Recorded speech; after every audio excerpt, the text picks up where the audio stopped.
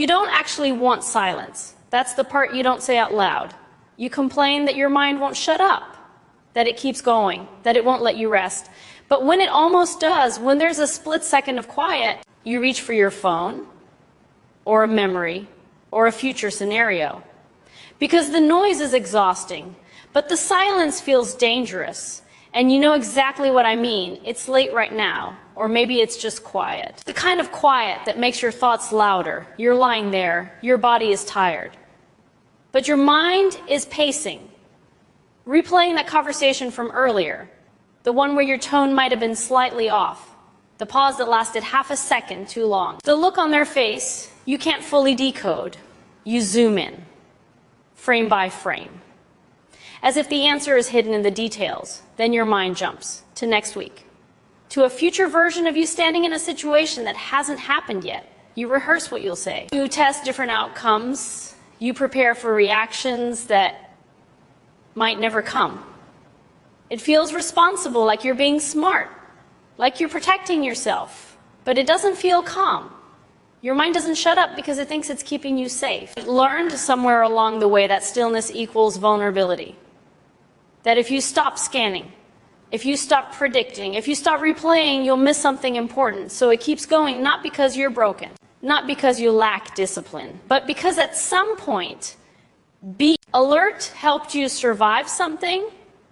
Maybe it was subtle. Maybe it was growing up in an environment where moods shifted without warning, where you had to read the room before you spoke, where a silence meant something was wrong. So you learned to listen for invisible signals.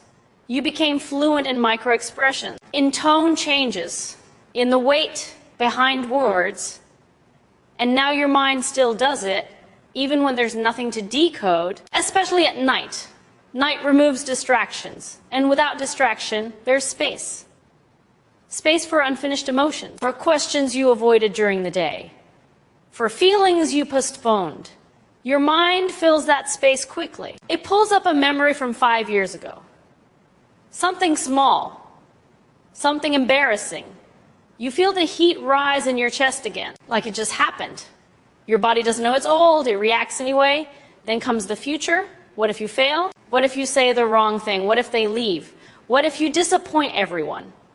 What if you disappoint yourself? The mind loves what if. Because what if gives the illusion of control. If you can imagine every possible outcome, maybe none of them will blindside you. But there's a cost. You don't just imagine. You emotionally live through each scenario. You feel the rejection before it happens, the humiliation before it exists, the grief before there's loss. And by the time the real moment comes, you're already exhausted. That's why you feel tired even on days when you did nothing. Physical. Your brain has been running simulations all day, constant background noise, like a radio you forgot how to turn off. And sometimes, it's not even loud, it's subtle. A low hum of evaluation. Was that okay? Did that sound weird? Should I have phrased it differently? Why do they respond like that? You don't even notice it's happening. It's just there. Your inner voice isn't cruel, it's vigilant. It thinks it's your guard. But guards don't rest. And when they don't rest, they start seeing threats where there aren't any. So the mind won't shut up because it doesn't trust that it's safe to. Safety isn't just locked doors and stable jobs. It's emotional safety.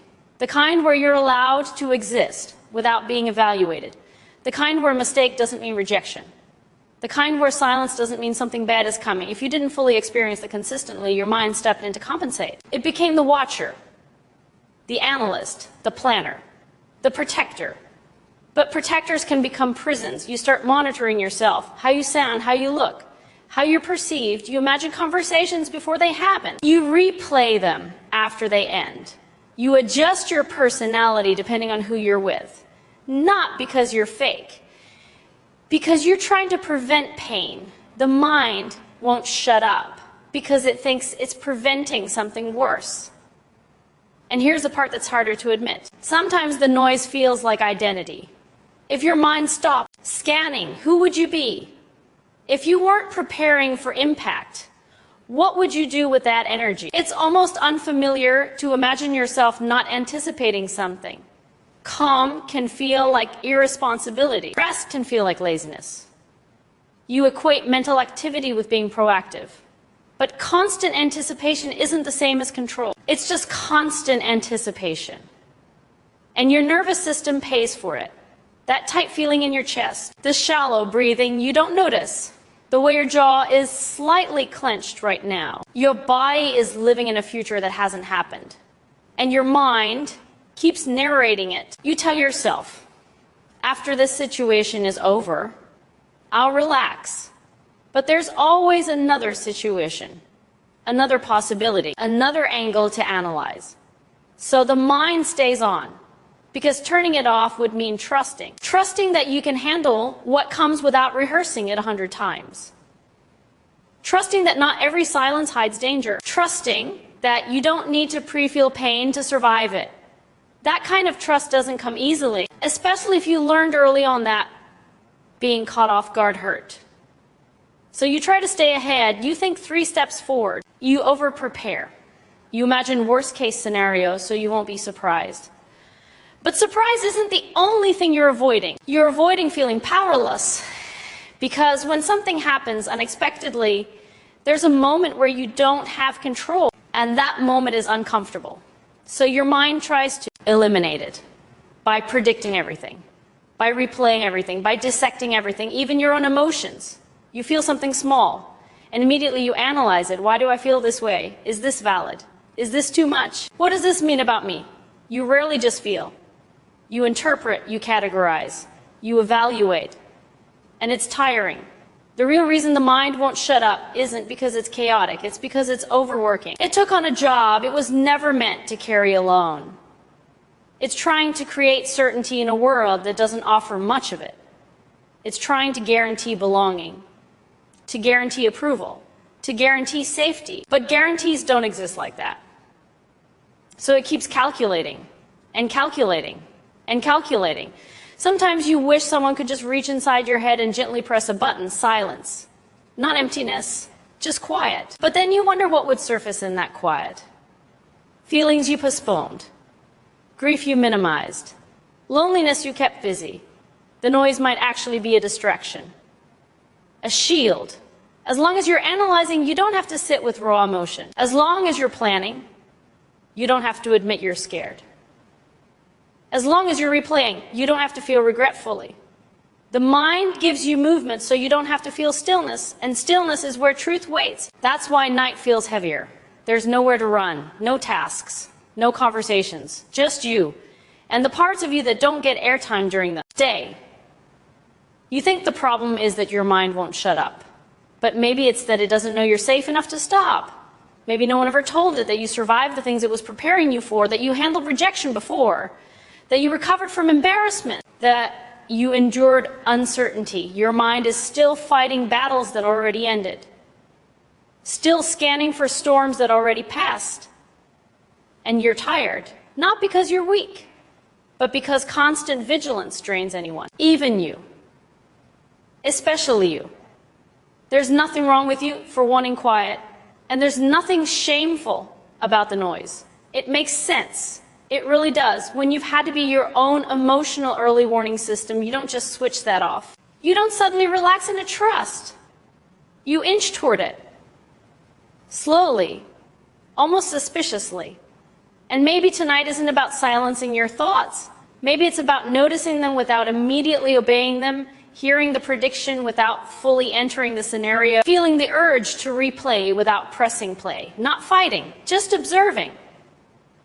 Because the mind that won't shut up isn't your enemy. It's a part of you that learned to stay alert. It just hasn't realized you're not in the same place anymore. You don't have to solve everything tonight. You don't have to pre-live tomorrow. You don't have to rewrite the past again. Right now, in this exact moment, you're just here, breathing, listening, still, and nothing bad is happening. Let that. And for a second, nothing bad is happening. The room is quiet. Your body is here. This moment is not attacking you. The future is not in the room. The past is not in the room. Only this. Maybe your mind doesn't need to shut up completely. Maybe it just needs to feel that you're safe enough to loosen its grip. And that realization isn't loud. It's subtle. Like a volume knob turning down by one notch. Not silence, just softer. Enough for you to rest your head without bracing for impact. Enough for you to exist without evaluating every second. You don't need to become someone new. You don't need to eliminate your thoughts. You just need to remember that you are more than the voice narrating every possibility. There's a deeper part of you that isn't panicking, that isn't scanning, that is simply here. And maybe tonight, instead of trying to force quiet, you let yourself sit beside the noise without believing every word it says. And in that small space between you and your thoughts, there's something gentle, something steady, something that feels like relief. Not because everything is solved, but because for once you're not trying to outrun your own mind. You're just letting it slow down. And maybe that's enough for now.